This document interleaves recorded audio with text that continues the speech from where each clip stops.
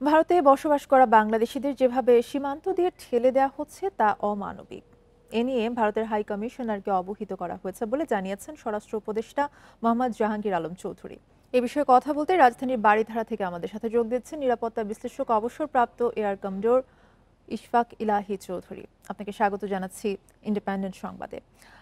শুরুতেই আসলে যেটা নিয়ে কথা বলবো যে সীমান্তে ভারত থেকে পুশিন অব্যাহত রয়েছে, কিন্তু বুধবারও বিভিন্ন সীমান্ত দিয়ে আরো ৮২ জনকে ঠেলে দেওয়ার চেষ্টা করা হয়েছে। এমন তৎপরতা বন্ধ কেন হচ্ছে না? বান্ডেল থাকলে প্রতি সেনমানিতে টাকা বাঁচবে। বিকাশ সেনমানি বান্ডেল কিনে জিতুন প্রতি লেনদেনে। যতদিন পর্যন্ত না বাংলাদেশ এবং ভারতের যে আমাদের আন্তঃরাষ্ট্রীয় সম্পর্কের আরো উন্নয়ন ঘটে, বাংলাদেশকে চাপে রাখার জন্য এটা ভারতের একটা কূটকৌশল আমি বলবো, অমানবিক তো বটেই। কিন্তু আমাদের করণীয় হচ্ছে সম্পর্কের উন্নয়ন করা। এই যে তারা যদি বাংলাদেশের নাগরিক হয়ে থাকে তাহলে তো আমাদেরকে তাদের গ্রহণ করতেই হবে, কিন্তু সেটা একটা আমাদের কূটনৈতিক যে চ্যানেল আছে সে মাধ্যমেই হওয়া স্বাভাবিক, কিন্তু সেটা হচ্ছে না। তো এটা নিয়ে অতীতে আমরা আলোচনা করেছি। আমাদের পররাষ্ট্র মন্ত্রণালয় তাদের পররাষ্ট্র মন্ত্রণালয়কে জানিয়েছে, কিন্তু কোনো লাভ হয়নি। তো আমি এর আগেও বলেছিলাম যে আগে আমরা তো ক্লেম করেছি যে লক্ষ লক্ষ ভারতীয় এখানে অবৈধভাবে আছে, কিন্তু আমরা কেন ভারতীয়দেরকে খুঁজে বের করে পুশ আউট করতে পারছি না? আমি আমার জানা মতে আমাদের বিভিন্ন ইন্ডাস্ট্রিয়াল এরিয়াতে অনেক ভারতীয় আছে যারা ট্রাভেলার্স হিসাবে আসে, ভ্রমণ ভিসা নিয়ে আসে, এখানে কয়েক মাস থেকে যায়, আবার ফেরত আসে। এবং তাদের মজার ব্যাপার হচ্ছে তারা চাকরি যাদেরকে দিয়েছে তারা বাংলাদেশি নাগরিক। তো বাংলাদেশের ইন্ডাস্ট্রিয়ালিস্ট বাংলাদেশের যদি এইভাবে অবৈধ নাগরিকদেরকে, ভারতীয় নাগরিকদেরকে চাকরি দিয়ে লুকিয়ে রাখে, তাহলে এর থেকে দুঃখজনক আর কি হতে পারে? সরকারের উচিত হবে এগুলোর উপরে একটা রেড করা বিভিন্ন ইন্ডাস্ট্রিয়াল এরিয়াতে, রেসিডেন্সিয়াল এরিয়াতে, এবং ফাইন্ড আউট করে যেসব অবৈধ ভারতীয় নাগরিক আছে তাদেরকে ধরে ওই সীমান্ত দিয়ে আবার আমাদের উচিত তাদেরকে পুশ আউট করা। তাহলে এটা একটা সিগনিফিকেন্ট কোনো একটা রেজাল্ট হতে পারে।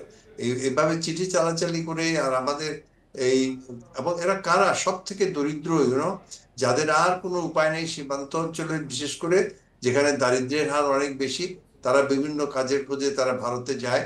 তাদের কাছে হয়তো ভারতের ওই শহরগুলোই সব থেকে কাছে, সেখানে ছোট ছোট কাজ করে, তাদেরকে ধরে এনে এইভাবে তাদেরকে বর্ডার আউটপোস্টে গভীর রাতে ছেড়ে দেয়, বা অনেকের খাওয়া নাই দাওয়া নাই, তাদের উপরে যে অমানবিক কাজ করছে, এটা কিন্তু আমাদের খুবই আমাদেরকে একটা মানবিক দৃষ্টিভঙ্গি তো বটেই। ভারতীয় সরকারের সব থেকে হাইয়েস্ট লেভেলে আমাদেরকে এটা টেক আপ করা উচিত।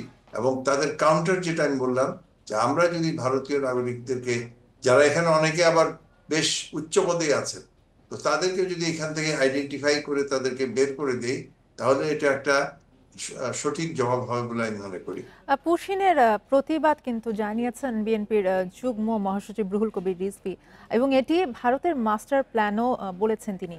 কি বলবেন এই বিষয়ে? মাস্টার প্ল্যান, তারা তো যখনই আমাদের সম্পর্ক, এই বললাম না, যখন আমাদের সম্পর্ক খারাপের দিকে যায় তখন বাংলাদেশকে চাপে রাখার জন্য তারা এটা করে। এর আগেও আমরা দেখেছি আসামে তারা নাগরিকত্ব সার্টিফিকেট করার জন্য অনেক লোককে তারা আইডেন্টিফাই করে রেখেছিল, তাদেরকে কনসেন্ট্রেশন ক্যাম্পে নিয়ে যাবে এই ধরনের থ্রেটনিং দিয়েছিল। পরে অবশ্য সেগুলো হয়নি, কিন্তু ভারত জুড়ে যদি সত্যিকার এইভাবে তারা শুরু করে, তাহলে তো আমাদেরকে আগে থেকে তৈরি হতে হবে যে।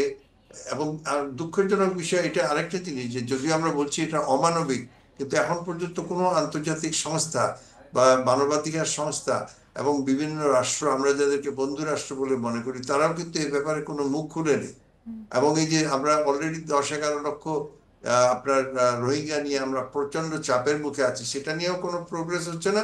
আর এই যে এখন যদি এই ধীরে ধীরে আমাদের তথাকথিত আমাদের বাংলাদেশীয় যে অনুপ্রবেশকারী বলে তাদেরকে যদি আমাদের এখানে পাঠায়, তাহলে তো এটা আমাদের জন্য একটা বিরাট অর্থনৈতিক এবং সামাজিক সমস্যার সৃষ্টি করবে। তো এটা শুধুমাত্র বললে হবে না যে এটা মাস্টার প্ল্যান এবং এই অনুযায়ী হচ্ছে বা আমরা এর প্রতিবাদ করছি। We have to do something. Real positive, এবং সেটা আমাদের নিজেদের সামর্থ্য অনুযায়ী, প্লাস আমাদের বন্ধু রাষ্ট্র বা ধরেন আপনার মার্কিন যুক্তরাষ্ট্র এখানে আছে, বা এই যে আপনার সাউথ ইস্ট এশিয়ান যে অর্গানাইজেশন গুলো আছে, জি। জাতিসংঘের মানবাধিকার, তাদের থ্রুতে আমাদের কিছু করা উচিত, এগুলো টেক আপ করা উচিত। আপনাকে অসংখ্য ধন্যবাদ আমাদেরকে সময় দেবার জন্য।